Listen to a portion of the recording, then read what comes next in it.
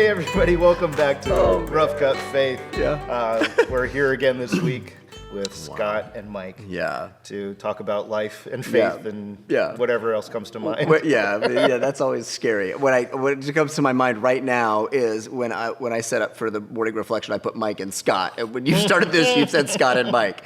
So I love that we defer to each other in different things. We try to put the other first. Yeah, that's what makes this friendship work. I just go alphabetical, so it's not really that I like you. It's not that I have any. It's not that I really like. It's just like I'm all about the alphabet. It's not true. Yeah. So how was your week? It's been a week since we've sat down and recorded this week. I know. What was last week like for you? Yeah, last week was definitely, it was a week where I didn't have to teach, so it was nice to work on a few other things.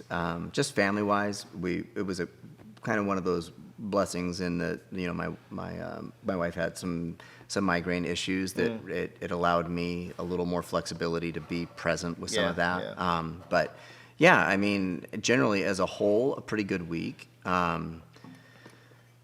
Usually I would say if that had hit a few weeks ago, I was probably processing a lot in life, so it would have hit a little more heavily. But to be in a spot where I've had some good conversations with some friends and counselors, and just kind of like, hey, help me process some of this. So when she started really settling into this health stuff, it was good to not be thin.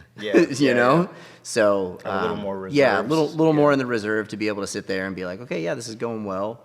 We're taking it a day at a time, and so it was good to go through that week and then to be here on Sunday, and for the most part just be a worshiper, engage in the service. And that's one of those things that I'm grateful for with our team, is the opportunity that I have to not have to always be on, but to step down, and to also have to have people on our pastoral team pour into my own heart and life spiritually. So that's kind of it. I'm looking forward to sunshine this week. I forgot what that looked like for a while. We had that little taste in April, or it was like, oh, it's so great, I'm ready for summer. And then it was like, you're gonna get rain. Yes, and you're the one that likes the heat, and I do. I'm like, oh no, heat is coming. So it's weird because I like heat, but I don't like the sun because I burn. So I'm that weird amalgamation of like, just put me in a dark, hot room and I'll be okay.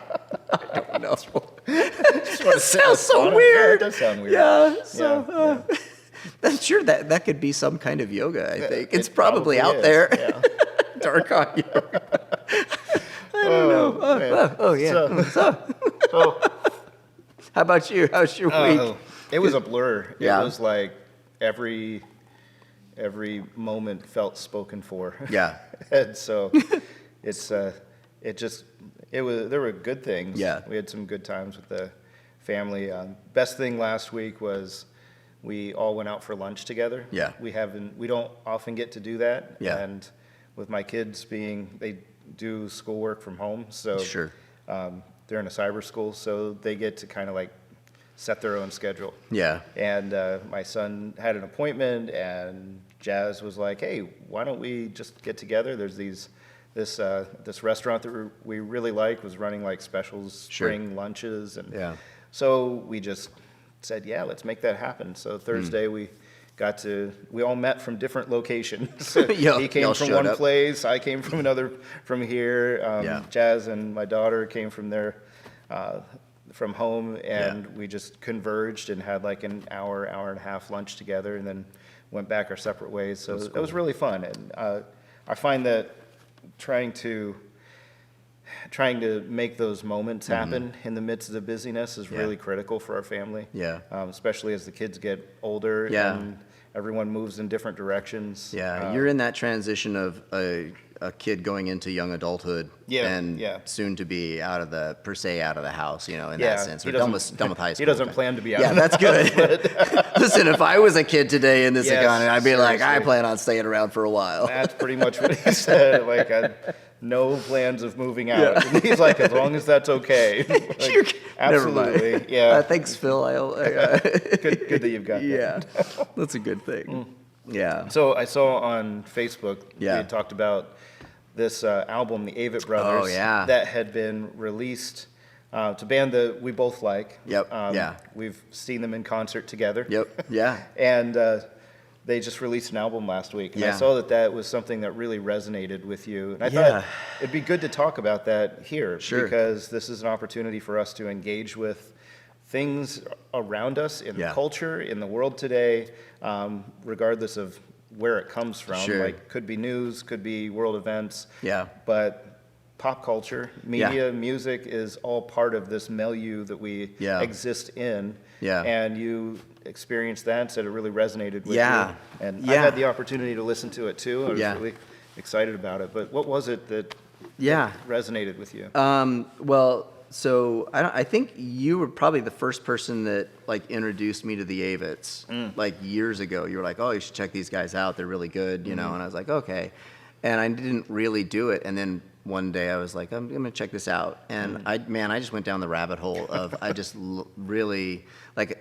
I would never. They're kind of like folk Americana for those that don't know them or are Kind of familiar with there's their music. like, so you could hear a folk song, a country song, a bluegrass song, Kind and of a then very some rock, amalgamation of rock alternative or all- rock, yeah. Yeah. Yeah, It's kind it's- of a mixed bag. Yeah, it's weird because they would not have been a band that I would have liked as a younger guy. Like they were just not. They Yeah. weren't my flavor. I was into more aggressive styles of music, and so. But as there was a kind of just a shift, I started falling in love with people that wrote like musicians, bands that would write songs and lyrics that took me on a story. And if the Avets are nothing, they are great storytellers Yeah, and yeah, yeah. lyricists. And so I was super excited to see this new album coming out. They've kind of done a few pre-releases and some of the songs along the way. And so Friday morning was my day off, and it was cool. For whatever reason, our family's been looking forward to this release, you know, just for new Avett music. And so I had just had a conversation with our daughter, which cracks me up. I'll throw this out. She, you picked on me about Taylor Swift last week, which is funny. But Evelyn cannot. It's weird. She's identified as anti-Taylor Swift. As How of old like is she? she's 10. Yeah. She's like, everybody likes her. It's like, ew. And I'm just like, she's like, and it's so funny because she really likes the Avets, which is hysterical to me that she's kind of like counterculture for a lot of her peers, but she has to explain who the Avets are. And Okay. so, but I had just told her when the album was being released, and I thought it was around her spring concert, and then I looked and one of the dates was wrong, and it was like towards the end of the month. I was like, that's the end of the month. So Friday morning when I went to turn on music, because that's my day off, I usually put some music on and work on projects at the house. Yeah. I'm like, oh, I turned on the music. I was like, wait, there's more than 3 songs here. I was like, cool. so Yeah. so I was like, oh, so I sat down and just started listening. And the first song is it's just there's a feeling of somberness through the album that's probably like I enjoy. Like Yeah. there's weight to it. There's some fun songs, but there's weight as a whole. I feel like there's weight to it. Yeah. And the first one is really, in many ways, it comes across as just a love song about someone that has passed away. Yeah. Yeah. And that kind and of sets the tone It for does. the whole album. Yeah. And so I was like, oh man, that's really like wow. And then there's a song that was pre-released, and so I'm like glassy-eyed. I could just feel the emotions like just sitting there. Yeah, And so yeah. then I started texting you. I got multiple texts. You did, because every time I'd listen to a new song, I was like, "Oh, Mike, you're gonna like this one," and then the next one I was like, "Mike, you gotta." And I remember getting to "Cheap Coffee," which is one of the songs, and it really paints this picture of a young couple and how how simple life was and how simple their love was, Yeah. and how life just goes by so quickly. Yeah, And yeah. that you don't know it's going to go by, and you don't know how meaningful and significant those moments are. And musically, it's fantastic, the weight of that Yeah, yeah. was just like one of those moments. I was like, okay, Mike, this is the last one I'm going to text. Because I think I'd sent you like one for There's a every couple, song. yeah. Yeah. And then I was like, you got to listen to Cheap Coffee. Because I just thought of you. And I joked about it because I remember your first house with you Yeah. and Jasmine there. And like, and it was a pretty small little place. Yeah, yeah. But I was just like, he's going to dig this one. Yeah, and I did. Yeah. It was- What was it about that one that? Well, I think that, like you said, the first song, Never Alone, Yeah. kind of sets the tone for the Yeah. album. Yeah. Because it is about loss. But what I thought was so good about it is it's a hopeful song about loss. Yeah. It doesn't back away from the sadness or Yeah. what grief feels like. Yeah. But it brings hope into the grief. Yeah.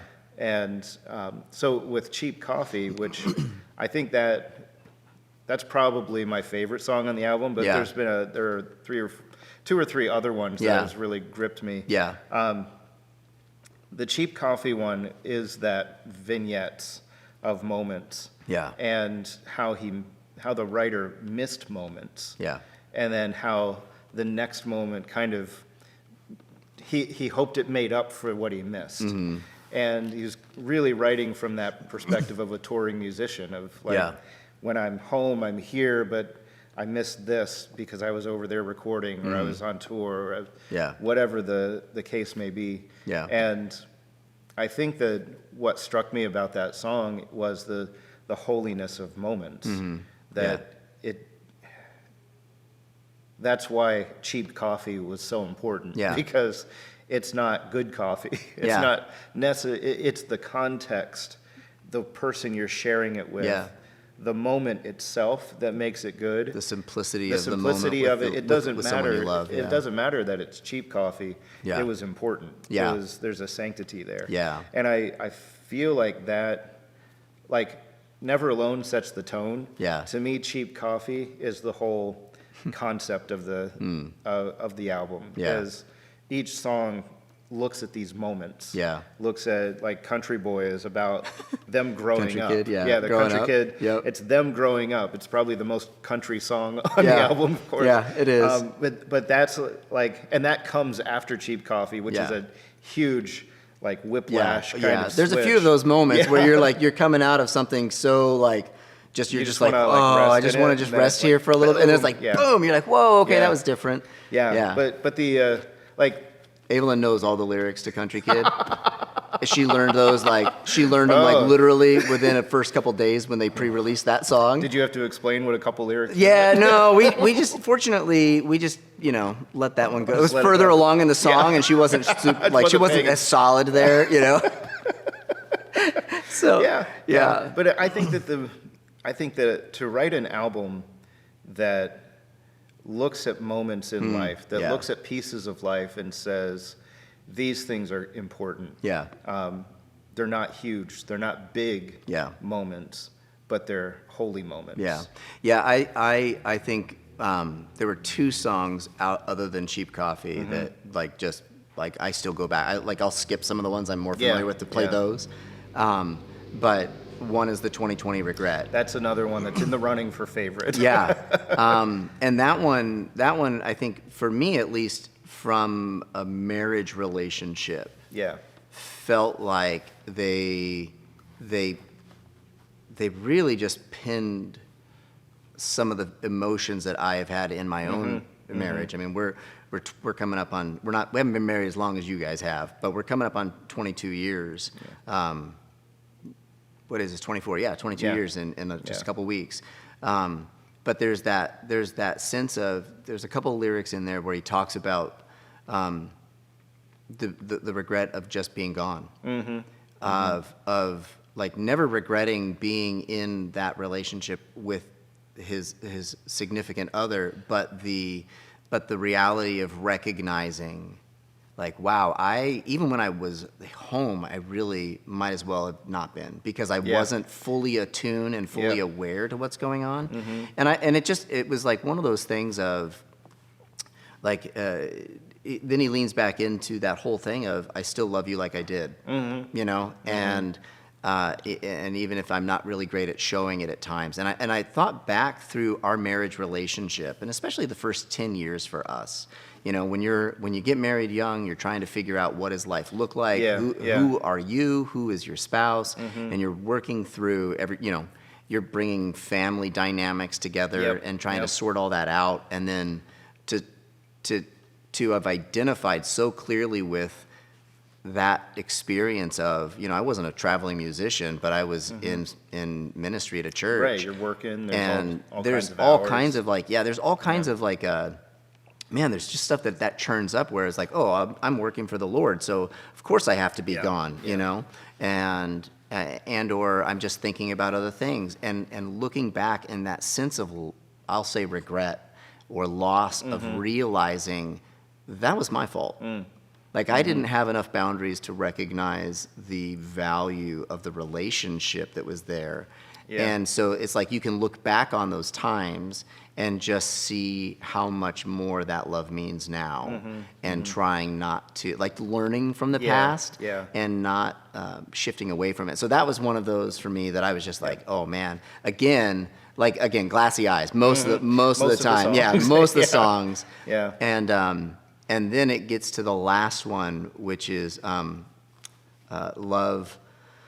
Oh my goodness. We Are Loved. We Are Loved. That was amazing. That one is probably the one that I would actually grab the lyric for that, because I felt like in having gone through another round of counseling recently, and just kind of, spending some time trying to process life and just what's going on and some of the tensions you feel about whether you're doing, am I doing enough? Am I, how do I engage in this next season in a healthy way? Yeah. It was the opening stanzas before you get to the chorus is, whether we speak up or we are silent, if we are willing or we are done, if we're courageous or we are cowards, we may be burdened, but we are loved. And I think when it got into that, and it was like, whether we're courageous or cowards, we're loved, I lost it. But the tears went from being I was like, oh man, I was like, that's good. That's something in my eye. And then at that point, I was just like, I'm done. Yeah. I just remember, the rest of the song became this moment for me of a very worshipful experience of reflecting on God's love for me, whether I'm really, whether I'm aware of it or not, or whether I am earning it or not, whether in my brokenness, in my failures, in success, it doesn't matter. Just embracing and resting in God's love, and there's an element of that in this lyric. And I think that it was. I love how albums close. I like it when everything works together as an album. It's rare in a singles-driven production and music industry to have an album that all works together, and this definitely all works together. Yeah. But to have a song like that wrap it up, it really felt like they looked back at, every song was pointing to moments, pointing to these relationships, a lot of examining relationships. Even that 2020 regret, when I loved the line in the chorus about holding hands when the ground fell apart. Yep, we're barreling down the mountain, don't let go. So there's all of these moments throughout, and then it comes together in this one, and it's like, it doesn't matter what moment you're in. Yeah. It doesn't matter how you're feeling. Yeah. It doesn't matter what you're responding to. Yeah. None of the circumstances of your life detracts from the reality that you are loved. Sure. Yeah. That whether you're in tragedy or triumph, you're loved. And that, I think, as a pastor, that's something that I really hope that people grasp as we try to teach through Scripture, try to look at and reflect on who is Christ. What does that mean for us to understand God's love for us? Now, I'm glad you bring that up, because this is something that I thought we wanted to talk about. Yeah. The Avetts, I don't know what their faith tradition is, what their spiritual world is. Yeah. They grew up in North Carolina, Yeah. so they grew up in the Bible Belt. Yeah, their grandfather was a Methodist pastor. Okay. So they're familiar Yeah. with. But they don't release albums as a Christian band. No. And you wouldn't listen to an album and think, Yeah. this is a group of Christians that's going to be on the Yep. Christian circuit or whatever. Yeah. Yeah, you would so- definitely not like, Yeah. it's like, oh, okay, yeah. Yeah.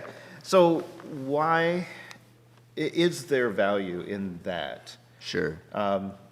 Because we both listen to a lot of what would be considered secular music. Sure. Have found a lot of value Yeah. in writers who don't come from the same faith tradition as us. Yeah. Or who may not even call themselves spiritual. People of faith or Yeah, or anything people like of that. faith. Yeah. First of all, is that okay? Yeah. Is that wrong to do that? Well, no. No, yeah. No, I think it's fine. I think like everything in our faith, it has to be a matter of discernment. Yeah, yeah. Right? So there are some bands that I really dig. Like I could go down the rabbit hole there, or there are some songs that I can go down the rabbit hole there. But I also try to be discerning enough to know, is this helping me? Yeah. Is yeah. this pulling me toward God or away from God? Yeah. Is the story of this or the content of this something that that gives me pause? And it's weird because different seasons generate different responses. Well, and I think that that's fascinating and really important to point out that Sure. God is present. Yeah. It doesn't need to be a Christian author Yeah. that pulls your mind to God. Sure. And that was what I found throughout this album and other music that I interact with. Well, there's a lyric in a song many years ago, came out 25 years ago, but this one lyric said, "Does a miracle occur somehow in spite of her?" And talking about this character in the song. And Yeah. I apply that in so many areas. Yeah. That God uses these things, these life experiences Yeah. to draw us to himself. Yeah. And so we find that Sure. in works of art. Yeah. I like Van Gogh. Yeah. I've never looked at a Van Gogh and thought, I wonder if he was a man of faith. And now I know that he had a rocky faith Sure. background and everything, but to look at a painting Yeah. and feel drawn to beauty Yep. and to truth doesn't require the artists themselves to be espousing the same truth that I am drawn to. Yeah. Yeah, and it's weird to think that might be controversial in some circles. Yeah, yeah. And it's almost like, well, we'll apply the principle of beauty to classical art, but we don't apply it to modern forms Yeah, of art. yeah, yeah. And so I think in reality it is learning to appreciate the gift of beauty, right? If the heavens declare the glories Yeah, of God, yeah. and if mankind was made in the image of God, is man capable of creating beauty that can be seen? Yeah, yeah. And I would say yes. I would say yes. Because we in many ways, like we're drawn to beautiful things. Yeah, yeah. I think God has wired that into us, and so when I come across in music, because that's what we're talking about a little bit. When I come across a song that draws me into the depths of the humanity of human experience Yeah, and emotion yep, and yep. moments, Yep. I can appreciate that for what it is and be captured by it. One of the things that I get a kick out of with the Avetts in particular, it's not that the music is necessarily crazy technical. Yeah, yeah. It's in some. I mean, it's not to say it's not done without skill. It's done very well. It's not. Yeah, it's Yeah. way better than I could do. But It's not complex. yeah. There was an interview with them where they said, they used to play like kind of in rock bands, and so they used to feel like to say something important you had to be loud. And then coming to the point where they realized you don't have to be loud to say things that are important. Yeah, yeah. And and that was like that resonated with me because even just in as a person that is a pastor that teaches, that writes and creates and tries to do these types of things, when you're figuring it all out, you kind of look around and go like, oh, well, how do other people do it? Yeah. Oh, should I be like that? Yeah. And to realize, okay, a lot of the guys that I listened to early on in ministry, they were a little louder. They were a little more aggressive. And coming to that spot where I realized, oh, that's not me. I've still got to find that voice as a communicator that just feels right. Yeah. And so to hear somebody express that as well, that, hey, I don't have to be loud or we don't have to be aggressive to say something important for people to think about. Yeah. I'm like, oh yeah, that resonates. And so to enter into the experience, to enter into a story that just draws me in, I can just rest there and just be like, yep, that's beautiful. Yeah, and that's I think that word resonate has come up a few times. One of the things that always strikes my heart when I listen to music in particular is a shared experience. Whether it's a joyous one, whether it's a celebrative one, or a sad, dark, frustrating, discouraging one, like those are experiences that someone else had and said, here's what it's like. Yeah. Here's how I process this. And I find great encouragement in that. Yeah. When someone else expresses something that I didn't have the words to say, they said it in a song. Yeah. And whether or not they came from a faith perspective doesn't detract from my faith. Sure. I've listened to a lot of music that doesn't come from a Christian tradition, but expresses an emotion or expresses an experience. Sure. And that draws me back to God. That's like, oh, yes, okay. Yeah, I see that. Yeah. I see that now. I heard one musician say that songwriters are the astronauts of the soul. They kind of go out there on the edge and then come back and tell us what it's like. Yeah. And I love that. I think that's so beautiful because that's what music can be. Yeah.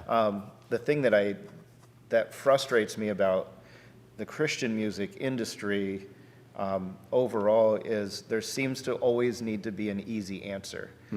You seem to, like, people can express an emotion or they can express something difficult, but it has to come back to how can I fit an easy answer into this chorus? And I think that those who exist outside of the Christian industry tend to allow space for not having a real clear answer. Sure. And in that or at least way, to exist in tension. They exist in tension. They're like, this can't get tied up with a nice bow.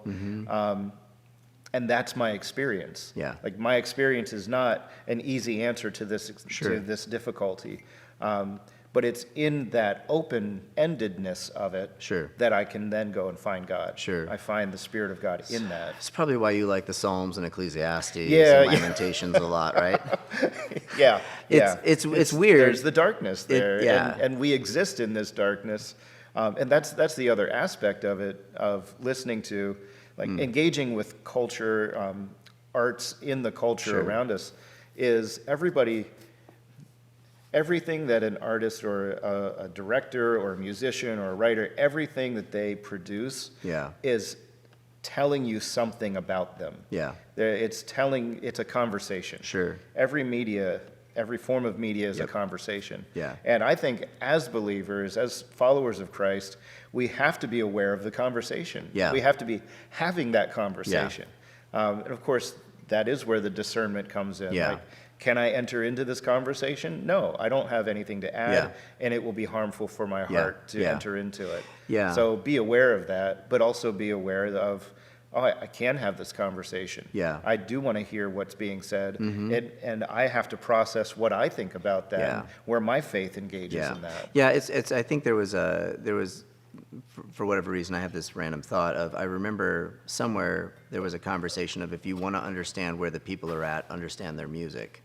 Like, Yeah. like if you want to know where Yep. culture is going and headed, Yep. what is the content of their music, and what is it generating? What is it singing about? What is it Yep. talking about? Yep. And so in many ways, it's kind of like the Cliff Notes version of what's going on across the broader culture. Yeah, yeah. And so I can appreciate that from a standpoint of, like, okay, what's going on? Like, Yeah. so I'll listen to a variety of different musical genres just to be able to go, like, what's happening? Yeah. But I also, like, as you described, the discernment piece is leaning into, what is this doing to my soul?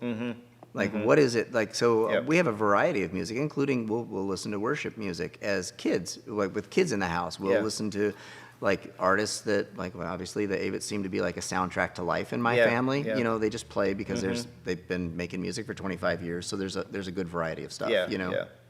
but there's a lot of trying to go, what, like we say here at the church, music is take home theology. Yeah. And so Yep. there's a role of both. Like, what is it that we're taking into our minds and our hearts and our souls Yeah. that is shaping our view of who we are and who God is? Yeah. But also, how can we appreciate beauty? And I don't necessarily feel like they have to be both the same. Yeah. Like, Yeah. right? And Yep. so there's an aspect as just a follower of Jesus that I think there are times where, like, culture's abuzz about this show or this movie or this whatever, and I'm like, it may be a great piece of, art, if I'm going to use that word, but I know myself, I know my weaknesses, my proclivities, yeah. I know the things that I will struggle with, and if it seems like that's something that's there, I have to go, yeah, I don't need to go experience that Yep. to know, like, to experience it, because I Yeah, know what it will yeah. do to my heart and my soul. Yep, And so yep. I can look at that and go, I'm okay to not. Yeah. I'm okay to refrain. Yeah, And I think yeah. that's part of, but there's other stuff that I could look at and go, oh, everybody's talking about this one. I want to check that out. I want to see what's going on there, Yeah, right? yeah. And that's, I'd like to think that in my mid 40s, crossing that line over to the other half of it here soon, it's like there's a level of discernment now Yep. that I didn't necessarily have as a kid. Yeah.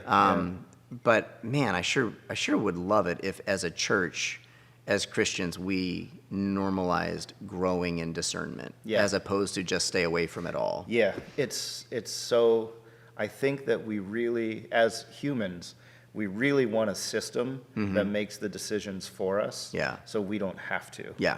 And I'm not cool with that. Yeah. Like, I don't believe that's how we were meant to exist. Yeah. I think that we were meant to constantly engage with the Holy Spirit.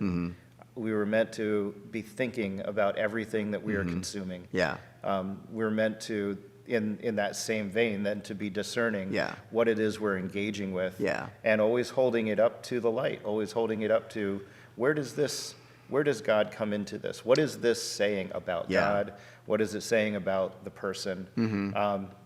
And we can do that with any form of media. Yeah. And I think that going back to this album, I think the Avett Brothers, there's definitely a spiritual theme Oh, yeah. throughout. There's Yeah. talking about divinity, talking about Yeah. providence, talking about faith. Yeah. It's not devoid of a recognition of a greater Yeah. purpose and more faith. And I think that it's there. I would never call it a Christian album, but my Yeah. goodness, I can't get away from the deep spiritual leanings Yeah. in each of the songs, whether or not they're referencing God or not. Yeah. There is a spirituality that I'm drawn to there. Yeah, yeah, and I think that's important to also identify, whether it comes on a Christian label or not. Yeah, yeah. That someone's going to have a different perspective than you. And so just because somebody uses words or lyrics like divinity or love, yep. or they may not necessarily be referring to what we would acknowledge as biblical truth.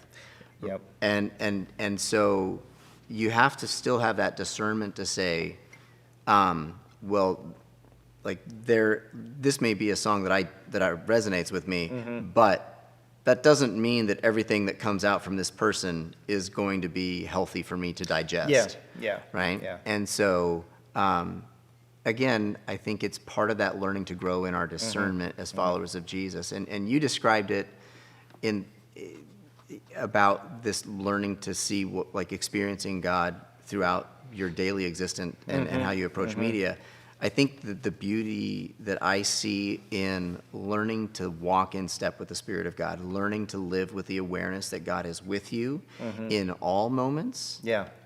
is a major part of Yep, that. yep. Like if as followers of Jesus, speaking through so many things. yeah, I think getting into that point of saying, listen, as a Christian, if Jesus says it's better for him to go so that the Holy Spirit can come and dwell and be with us permanently, then learning to live in the reality of the Spirit's presence in our lives makes a massive difference in how we discern things. Yeah. Because if we can just kind of look at stuff and go, well, I don't have to worry about God. God's not here. Then it's like, okay, well, that's not what I think Scripture calls us to. Yeah. So Yeah. it's learning to live with this reality of, okay, God's in me, God is present with me, and I'm engaging in these things. Am I comfortable with God being present in Yeah. this? Yeah. Am I able to enter into these stories or to admire this beauty or to look at this artwork or whatever it is and go, yeah, Yeah. I'm walking in step with Yep. with the Spirit in this, Yeah. as opposed to either ignoring it or just allowing calluses to build up on our hearts and go like, oh, it doesn't affect me. Yeah, yeah. like no, it affects It you. affects you, yeah. Yeah. Yeah. So, but just calluses have a way of, deadening Yeah. like little things that go, Those oh, responses. that's Yeah. that should be uncomfortable, but it's not because I've Yep. got thick skin on my hands. Yeah. And then once you realize that, to figure out what those calluses are and how Yeah. they need to be worn down, Yeah. pulled Yeah. back so you can Yeah. feel again. Yeah, that's good stuff. Let's shift gears into Isaiah. You're teaching this week. Yeah, So what are back we in looking the at? saddle. So this week we're going to be kind of flowing out of chapter 24, which you had talked about this last week in your 11 chapters, and I'm going to go 24 through 27, Okay. which is really, when you look at the transition coming out of 24 and the weight of the wrath and the judgment and a lot of those types of things, there's a real there's a picture of restoration. There's a lot of folks that will read this and say, this is what the reality of the kingdom of God will look like, what the millennial kingdom will look Okay. like. And so in many cases, people view a lot of these chunks in this section as what we look forward to in the restoration of the people of God. And so there's this beautiful scene of God in having made restoration in Judah, where he sets up a banquet for the people and invites all people to this table, and God establishes a banquet with it's like the best wine and the best meat and the best food, and everyone would gather there in God's presence and sing the praises for the salvation of God. And so I'm not sure if I'm going to just camp in that one spot, but I really that has been what's captured my attention in reading through this section, is the juxtaposition of what the fruit of mankind that has turned from God. Yeah. The invitations that God has extended to, like, if you would trust me, I would restore you, I would save you. Yeah. And then you get that remnant that has trusted in God, and then you get to see the picture of God's blessing and provision and what it looks like to live in his presence as his people under his reign and rule. And man, there's just some real good stuff there. Is it, do you think that it's all eternal kingdom type of stuff, or is this prophetic in the way of saying this is what Israel will look like, or this is what the kingdoms coming together will look like now, or is it a future from us Yeah. now? I think there's a little bit of there's elements that and this is the hard part when you're going through books like Isaiah, is that there's times where it literally is like it's a juxtaposition between the two, and in many ways, you could look at it. You could look at it and say parts of this have been fulfilled, and then you can look at this and very clearly go, this has not been fulfilled. Okay. Yeah. There's elements from early in Isaiah where God is talking about, I think it's in the first 5 chapters, where God is talking about, like, he set up a vineyard and and established a border around it and gave it all the like he did everything that it could, and it turned. And it's like, what am I going to do? I'm going to remove the barriers and just let it go back. Like, I'm going to remove my protection And in from that, it. he was talking about Israel. Like, he made Israel this great vineyard and was like, you guys destroyed it. You took the vineyard and just destroyed it. You were supposed to have, like, really, like, you were supposed to be a blessing. There was going to be good wine that came out of you, good fruit, good benefits for your existence to all people. And instead, I got sour grapes. And I think that's really important to recognize, not only for Isaiah, but in the great scope of Scripture, that Israel was for all people. Like, they were a nation of priests. They were supposed to be the ones who said, here's what it looks like to serve the one true God. Here's the blessing. Here's how beautiful it can be. So in this section, you see God establishing another vineyard. And I haven't really dug into this a whole lot to really just be like, this is exactly what's going on here. But I think it's really a beautiful thing to go from Isaiah, like the early chapters of, I set up this vineyard, I poured myself into it, I waited for the benefits of the fruit of this, and then and I got sour grapes. It didn't produce what it was supposed to.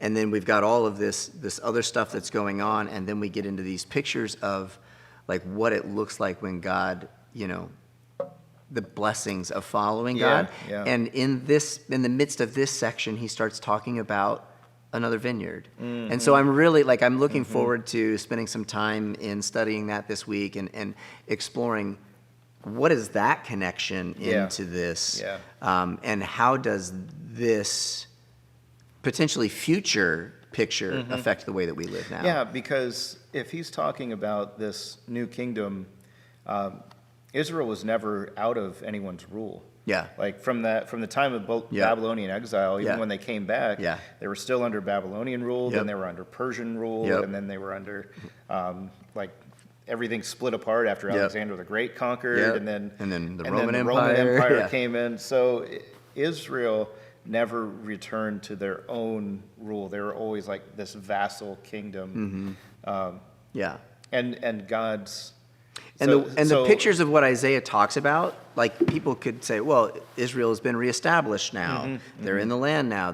But the way that Isaiah talks about the way all the nations of the world will respond to them, I don't think that's happened. And I saw some of that in 24, that that all the nations were coming to Israel, to them, and, like, it was no longer just Israel. It was just the world kind of gathering around God. And what he's done. That he would be, like, the highest of mountains, that he would be the place that everybody would recognize this is the one true God. And so they're coming into that place to experience the worship of the one true living God, to bring their best to the people of God as a response to the fact of who God is. And so there's a lot of stuff that's in there when you start looking at it that you can go, oh, there's elements of that you could point at and be like, oh, okay. But then there's other stuff that very clearly is just, no, that's not happened yet. And so how do we make sense of that? And how does that interact with New Testament theology? How does what Isaiah said here, then we look a few thousand, 700 years ahead to Christ, and then 2,000 years past that. So we're close to 3,000 years away from Isaiah, where this prophecy was, this is coming, and we're 3 millennia away, and we haven't seen it yet. And we haven't touched on some of the other prophecies so far about, the potential of the Messiah and the establishment of his kingdom, and what does that look like, and how does that fit into this? And so I think in many ways, the development of what are the big ideas that I hope folks can walk out of here with this week is that's still in the formulation process. Yeah. So, Cool. yeah. I'm looking forward to seeing where you go yeah, with me it. too. I think that's a phrase we should say on it. I'm looking forward to this. I'm looking forward to it. Me Me too. too. Yeah, that's good. Great. Yeah. Well, if you are around, if you're present with us in Northeast Pennsylvania, then you can hear what Scott. Yeah. Hear where I we won't went talk on about the Sunday. Avets, I promise. Maybe. If it's relevant, it may be relevant. If you're from some other part of the world, I hope that you tune in to the Grove Church and you can view that online. Yep. And if you haven't subscribed to our channel or follow us, feel free to do that. And we also want to answer questions. So if anyone ever has any questions, anything at all, just put them in the comments, send us a message on YouTube. That's probably the easiest way to get a hold of us, or go to our Facebook page at the Grove Church in Scranton. And we will answer questions. So if we get enough questions, we don't talk about do a music or Q&A anything. Let's that sounds fun. do a question response time. That'd be fun. But all right. until then, we'll keep talking about whatever comes up. All right. See y'all. See ya.